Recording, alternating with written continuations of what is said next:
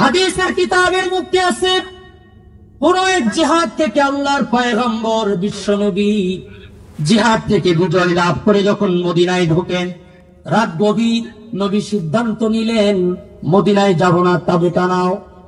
এশার সালাত আদায় করে আল্লাহর পয়গম্বর সাহাবীদেরকে বললেন, ও আমার সাহাবীরা তোমরা ঘুমাও। দুইজন সাহাবীকে দায়িত্ব দিলেন, আমাদেরকে পাহারা দাও।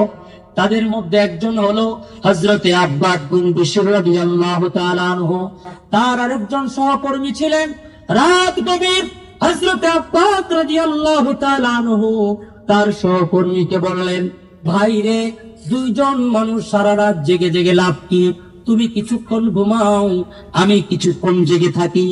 এরপরে আমি যখন ঘুমাবো তুমি জেগে জেগে পাহারা দিবা।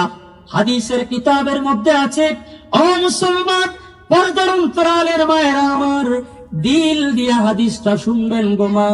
হযরতে আব্বাদ বিন বিশর রাদিয়াল্লাহু তাআলা তিনি একা একা দাঁড়ায় পাহারা দেয়, আর মনে মনে ভাবে, আল্লাহ, একা একা কেন দাঁড়ায় থাকবো, আমি একটু নামাজের মধ্যে দাঁড়ায় আপনার সাথে কথা বলি।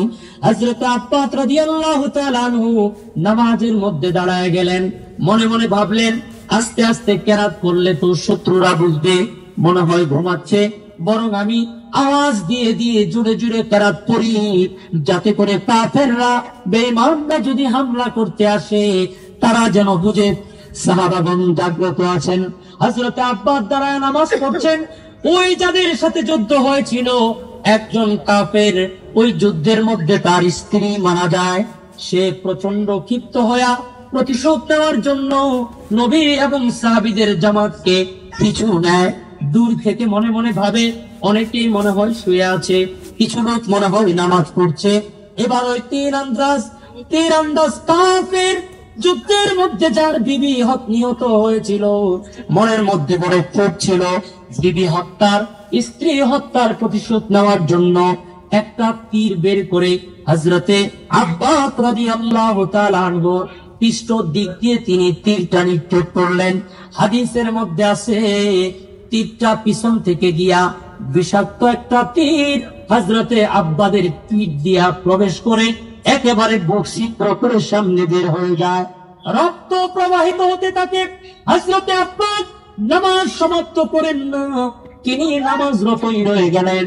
এবার কাফের ভাবলো মনে হয় তীরটা লাগে নাই, আরেকটা তীর নিক্ষেপ করে দেয়, এটাও তীর দিয়া ঢুইকা বুক দিয়ে বের হয়ে যায়।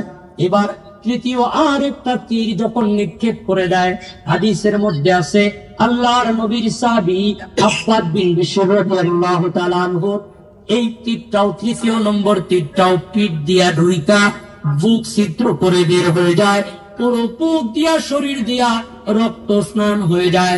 হযরতে আব্বাস এরপরে নামাজ শেষ করেন না।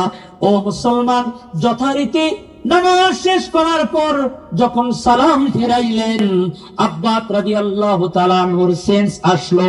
এবার সাহাবীদেরকে ডেকে বলে, ও আল্লাহর পয়গম্বরের সাহাবারা, উঠো উঠো, কাফের বেঈমানরা আমার উপর আক্রমণ করেছে।